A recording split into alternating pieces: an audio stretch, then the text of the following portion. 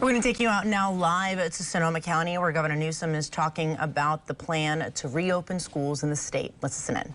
To guide and teach them through distance learning, striving to maintain that connection that is so important to student success. It is a huge joy to see our teachers, staff, and students finally reunited in person this week. We have joyful noise here once again. I would also like to acknowledge our acting superintendent, Lori Biggers, and Shepherd principal, Jenny Young, as well as our community partners, those people who have supported and encouraged our students with enrichment and growth opportunities, tutoring, mentorships, scholarships, and more. We are very grateful to be here together today to celebrate this milestone for Shepherd Elementary and Roseland District, and to share this moment with our visitors today. Welcome, everybody.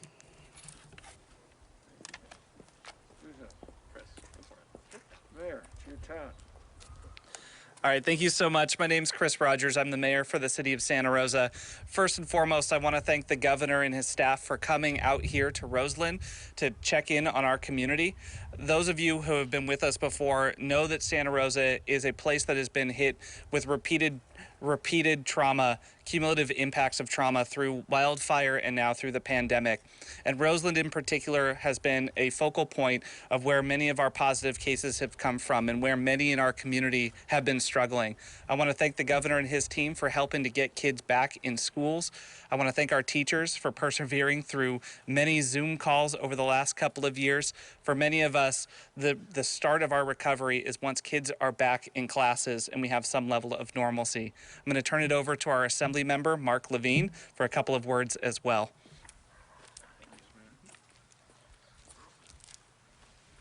Thank you very much, Mayor Rogers. Thank you to the principal here at Shepherd Elementary, our superintendent here for the school district.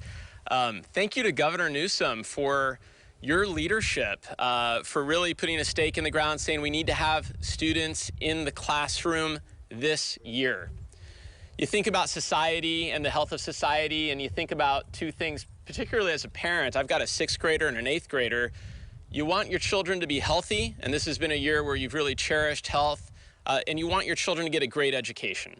And I think what we're seeing here at Shepherd Elementary, that kids are able to get both, that we can follow safety precautions and safety protocols, keep our children safe in our schools. The science demonstrates that schools are a safe place for students, and that they can get the learning they need. And I think, you know, again, as a parent, something I care so much about, the emotional support and the mental health that we need our children to have, the social interaction that is just so important for our kids.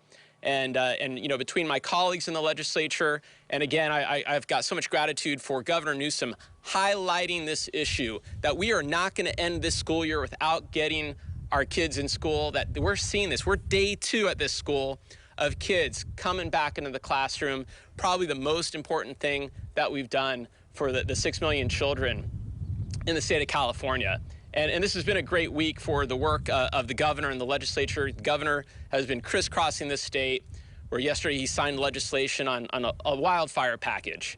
And this is something that could have been signed today here too, because this community knows so much the dangers of the climate emergency that we are all facing. And so again, a lot of gratitude to the governor, highlighting important issues to Santa Rosa and Sonoma County. Thank you, Governor Newsom.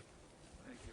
Thank you. I'll sneak up there. I appreciate it. Thank you, Assembly Member, and thank you, Mr. Mayor, and Doctor, thank you, and Janice, for the privilege and the opportunity to be here today.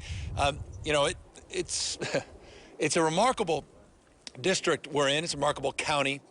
It's a remarkable school. This school, 95% of the school Hispanic, 95% of the school Latino students. This school represents a unique set of challenges, not only as it relates to the education of these young children, but contextually the challenges this community has faced. And that's been highlighted by the Assembly member and by the mayor.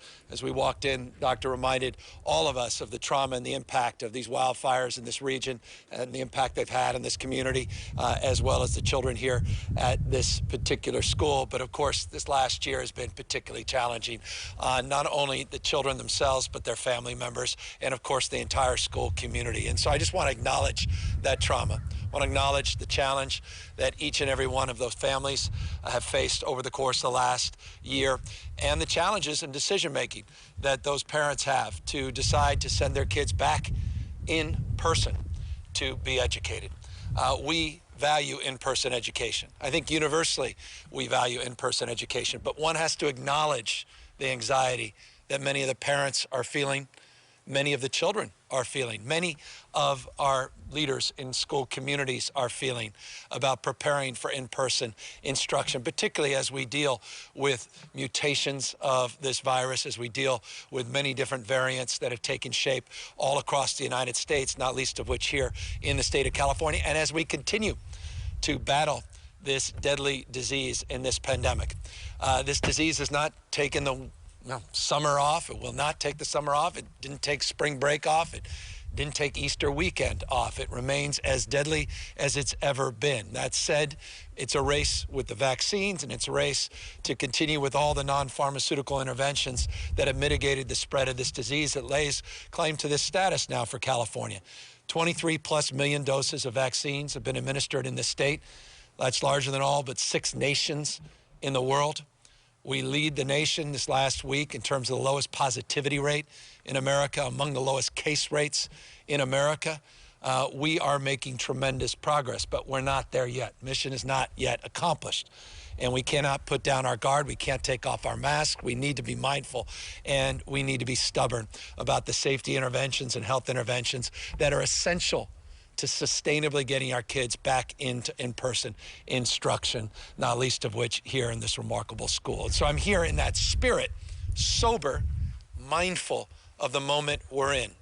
By no stretch of the imagination have we turned the page and now think this is behind us. And so we march into this extended opportunity to get our kids back in-person instruction, looking anew at the school calendar, looking anew at our approaches to intervention and learning loss, though the phrase learning loss is questionable because in order to lose something, you have to have gained something. At the end of the day, it's really not learning loss. It's the unfinished learning that needs to be done in person that we really need to tackle with intensive and comprehensive interventions over the course of the next number of weeks through the end of this school year. And then, of course, extending into the summer, where we provide the summer enrichment and summer school opportunities that are essential to get our kids back up, not just academically, but as the Assemblyman was saying, the incredible importance, the imperative of addressing the emotional needs of our kids.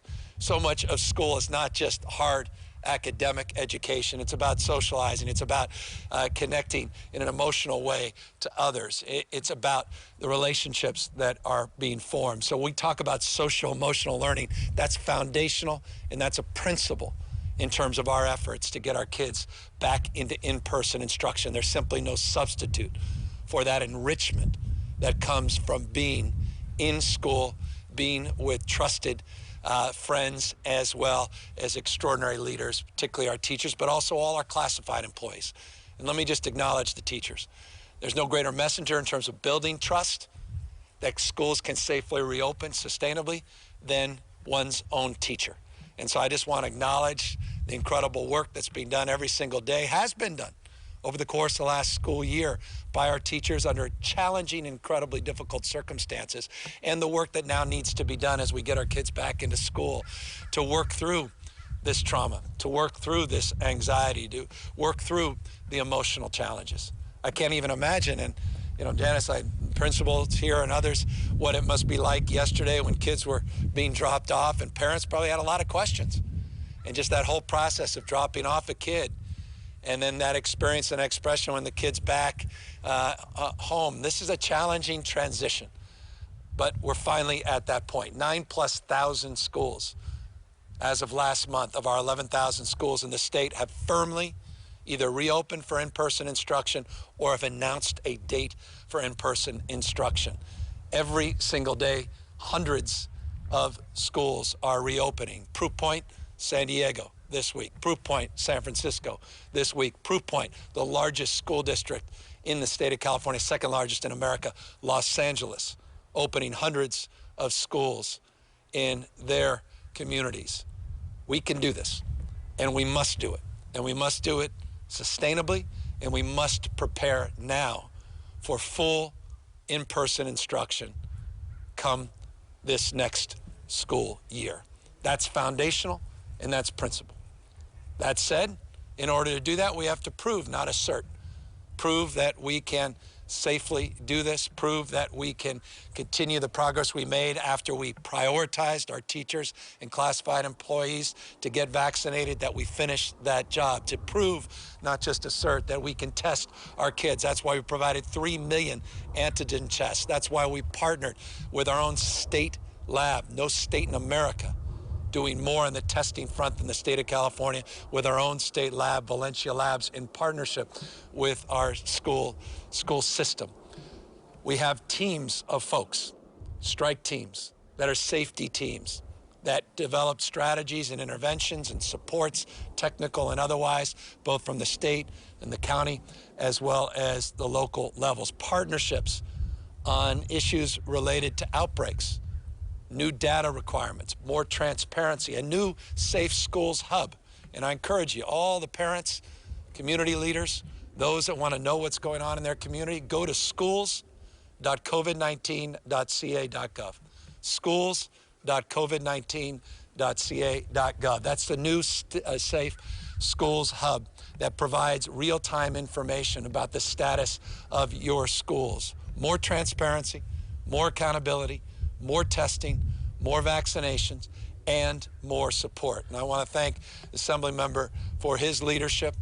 This legislature providing $6.6 billion to address the needs of intensifying our interventions, providing more tutoring, providing more supports, and providing the flexibility, recognizing one size does not fit all. The unique challenges in this particular school are distinctive from even other schools in the district. And so we wanted to provide that support and that flexibility, $6.6 billion to address those needs. Might be physical, might be PPE related, though we did provide 3 months, the state, of free PPE. But we might want to do more. We have the tools now, the technology, providing those Chromebooks. This school has already done that. And I want to applaud this school in particular for providing Chromebooks for every one of their kids. But we still have hotspot issues. We still have quality download speed issues. So there's still work remaining there. Whatever the needs are, whatever those gaps are, we have provided that $6.6 billion to address those gaps, those needs, with the kind of flexibility that each school, not just each district and each county and each community in this state, deserve. We also are providing a historic level of funding for K-12 education this year. Historic, without precedent. Not only in the Prop 98 side, but an unprecedented amount of support from the federal government, including an additional $15.3 billion. $15.3 billion that comes from the $1.9 trillion new stimulus program.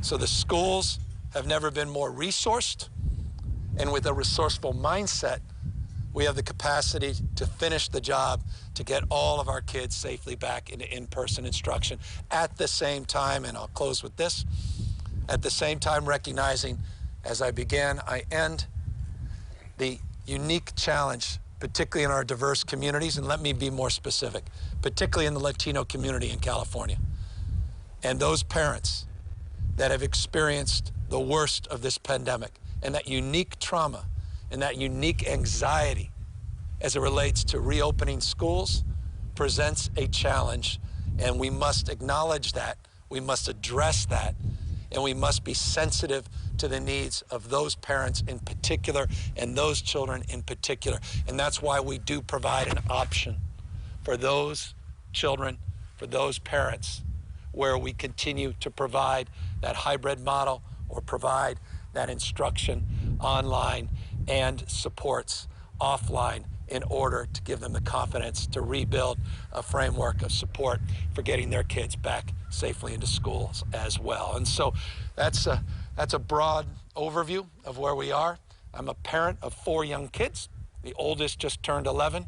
There are few things more important to me than the quality of their education and their unique experience. And again, this is not unique to me. As the Assemblyman said, there's 6+ million children in our school system that deserve a high-quality education and deserves those mental health supports and deserves the kind of intervention and high-dose support that is needed to work through the challenges and the experiences and the trauma over the last year. But I'm grateful to be here. I'm very proud to be here. This is the week we've been waiting for, where we're seeing massive scaling of our children returning back into schools. And Janice, you said it better than anybody. There's no greater sound than the sounds you'll be hearing in about 20 minutes of those kids starting to scream and yell, and they see friends for the second day in a row, some of them, some for the first time in months, and start playing again. And the picture of that will be painted even more brightly when those basketball rims are returned. You promised me, to those backboards behind me. With that, of course, we're here to answer any questions. Governor Jody Hernandez from NBC Bay Area. You mentioned 9,000 schools are returning, but not all of them are. What do you say to those districts and those parents? A lot of very frustrated parents, a couple of districts in Contra Costa County that have said they will not reopen for the remainder of the year. I want all the schools to reopen. I've been crystal clear about that going back to December. We put out a specific strategy in December to safely reopen our schools for public instruction and in-person instruction. We put out $6.6 billion, and I was very grateful that the legislature embraced that in order to help advance that cause. The 9,000s from March, as I just noted, hundreds of schools are opening every single day, so mark my word, that number is much closer to 11,000 than 9,000, but there are outliers, and we've got to work through those issues. It's too much at stake. And so the bell has rung on those that want to hold back that progress. And I want to challenge those districts, but I also want to support them. Look, I'm mindful of the stresses that they're under. That's why we put up the money. That's why we created this schools hub. That's why we put up more testing. That's why we're doing the vaccination. I prioritize those teachers. Got a lot of grief when we did that. 10% of all those first dose vaccinations went to classified employees, went to child care. Because again, our teachers, a lot of them can't go back to school because of their own child care needs. We prioritize those child care workers as well. We put up $1 billion+ to support child care in the last 12 months. Another $400 million we're putting out in our May revise to help support our child care workers as well. It's all connected. So again, I'm not here to do any, I guess what I'm saying is I don't have a closed fist on this. I have an open hand, but I hope they have an open heart, because the consequences of delay are profound, particularly for our diverse communities. And if they need more, let me know what more you need. This is real money we're putting up. Money's not an object now. It's an excuse. Again, I said resources and a resourceful mindset. That resourceful mindset is needed at this moment. It's alive and well here at this school. You walk around, you see that resourcefulness. Folks that are committed, not interested in getting their kids safely back in in-person instruction, and made it clear to me they're looking forward to seeing them back 5 days a week fully in just a few months.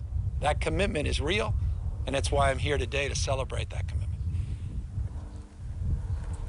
Governor Newsom, Mark Albert, NorCal Public Media, KRCB. You talked about the emotional and social needs of learning that is going on, yet with vaccine variants, or with the variants of the virus appearing in Michigan and schools, we're only weeks away from summer vacation. What's the big hurry? Well, what's the big hurry? Every single day, our kids are set back, and I'm moving forward. It's a big hurry as a child deserves. Once, look, these child's minds, their resiliency is extraordinary, but their minds are precious. What's the hurry? It's about our future. It's about your future. It's about our country's future, not just our state's future.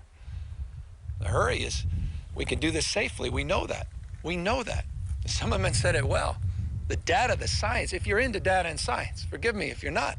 If you're an ideologue, I understand that. You're not open argument. You're not interested in evidence. Evidence is overwhelming. We could safely do this with the right interventions, with the right modifications. And that's why we provided real support, put out guidelines. Been there for months and months making the case anew. We've looked at the data all across the rest of the world and in districts large and small across this country. We can do this. I understand the hesitancy. I understand the stress. I understand the anxiety. But that does not compare to the stress and anxiety we'll have when we look back and dream of regretting that we could have, would have, should have prioritized our children at a critical moment in their young lives. There's still plenty of school year left. And I made this crystal clear, and I want to make it crystal clear to you, if I may, and to everyone that you may share it with. You may choose otherwise. The reason we put up $6.6 million, reimagine the school year. We're not, I mean, we're in a farming community, which I know well, but we no longer need to be tied to an agrarian calendar. Use this money to extend learning opportunities, extend the school day, extend the school year. Who says you have to end on June 1st or June 15th? Who says that? We're not saying that. We're saying the opposite. Reimagine it for the kids, for your children, for our future. We'll be there to back you up with historic investments. It's not just the $6.6 billion. It's all that federal dollar, all those federal dollars that are coming. You'll see in my May revise in just a few weeks the amount of money we're putting to K through 14, not just K through 12 education. It means unprecedented, truly unprecedented. We have the money to do it, but do we have the mindset and the commitment and resolve? And that's what I want to offer, that flexibility. Not mandating that, but the flexibility to give those choice. And so we have more voice for local schools and teachers and communities to advance the cause of educating our kids. Thanks. Oh, sorry. Oh, yeah. Forgive me. Governor, just to clarify, you support that in the new school year in fall, the schools who want to see it doing virtual options for the parents, they can do it?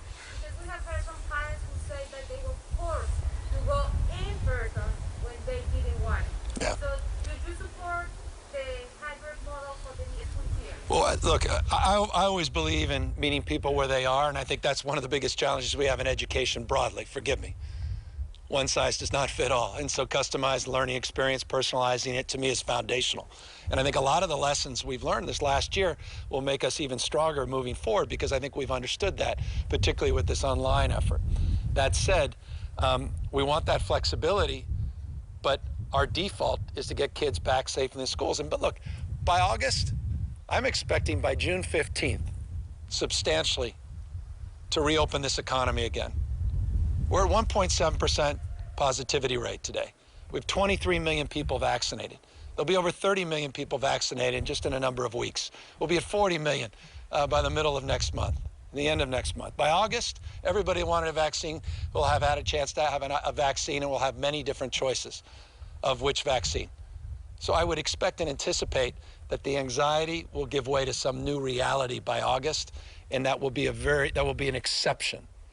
And I think you always accommodate, but to me, that's an extreme exception, and I expect all our kids to be back. That's what I expect, with caveats, always, with caveats. Expect our kids back safely in person instruction in the fall. Governor, can you mandate that schools give the option to, this is a very decentralized system. California is the size of 21 states population combined.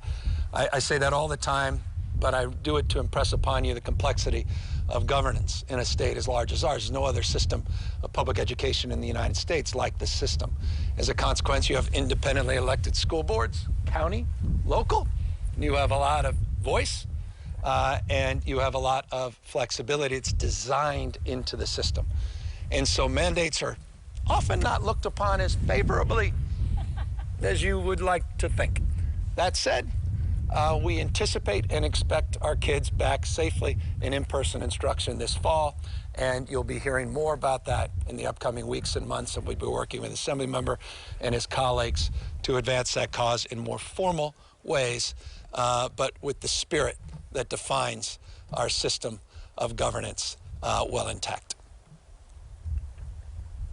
Excuse me. Yeah, thank you. Yeah, forgive me. Just wanted to ask, because we started talking a little bit about next year, and part of that conversation locally as well as junior colleges and community colleges. Santa Rosa Junior College came out last week with a plan to stay largely remote. I talked to the president, he mentioned a lot of uncertainty about that timeline that we've been referencing here. I was just curious. Yeah. Say to folks to maybe plan a little bit further. Well, look, I love the question. I'm processing as he answers. Look, I understand the uncertainty because we've been in this mindset for a year. But maybe I see a different future than some are seeing. I see a much brighter future, and I see it happening sooner than people expect. And I think that's the shift. You know, there's an old adage, once a mind is stretched, it never goes back to its original form. By the way, that's what I love about this school, with this college-going culture for these young kids. I love that. My mind has been stretched in this context. There's a bright light at the end of this tunnel. We're seeing it with the vaccine rates. We're seeing it with the positivity rates. We're seeing it across this country. Variants aside, we have 1,097 UK variants. It's not Michigan. We're not Florida. I admit and acknowledge it's a race against the variants. In fact, the UK variant aside, the biggest variant for us is the West Coast variant. There are two. There's over 12,500 that we've sequenced. That's, to me, more relevant to California's unique conditions, but we are mindful when you're 11,000 or almost 1,100 UK variants that we have to keep on top of that, and we are. So one thing I know about this pandemic is, and I've said this 100 times, I'll repeat it probably until I say it 1,000. One word to describe the last year is humility. And the J&J announcement yesterday is a perfect example of that. When you're moving with expectation and then new challenge, new roadblock presents itself. So we're always mindful of that.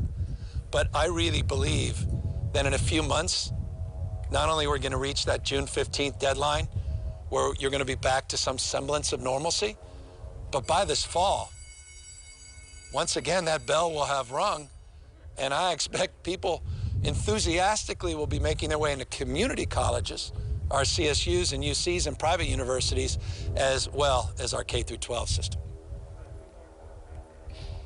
Governor Matthew with KGO TV, different topic, but just north of here, the town of Windsor is going through some turmoil. The mayor, Dominic Napoli, use of sexual assault. Do you think he should resign? I literally know nothing about it, and I don't say that lightly. First I've heard of it. Maybe I'll ask Santa Rosa Mayor more about it on the way out. Forgive me. Yeah. Yeah. The topic of the state's water crisis, what steps and actions is your office taking, and do you plan to declare an emergency? Well, we'll declare an emergency if it's necessary. We've made significant adjustments, and we made a number of announcements over the course of the last number of weeks. Yesterday, last week included, yesterday in Butte County and Fresno County, the week prior, about some of the organizing that we've been doing for a number of months in anticipation of drought conditions.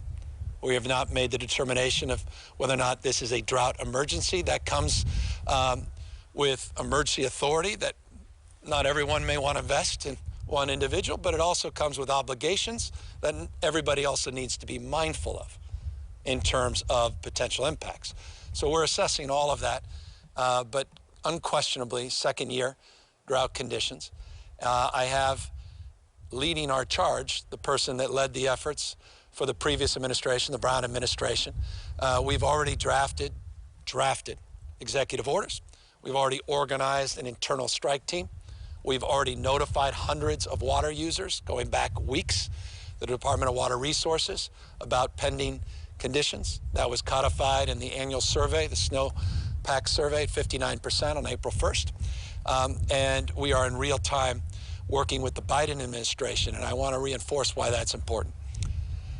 We've never had a relationship, at least I have not had the privilege of this relationship over the last 2 years with the federal government that we do today, to look at flexibilities, because the federal government plays a huge and outsized role in terms of water policy and water allocation, also pending litigation. And so we're also working in real time through some of those issues, including conversation directly with the Interior Secretary 2 days ago. So in the days and weeks, we'll be making additional announcements, very mindful of the growing anxiety around water. Thank you all. Appreciate it. Thank you, guys. Thank you, Governor. You're going to seize that. More mandates. Watching Chron On, we'll have more news for you coming up after the break.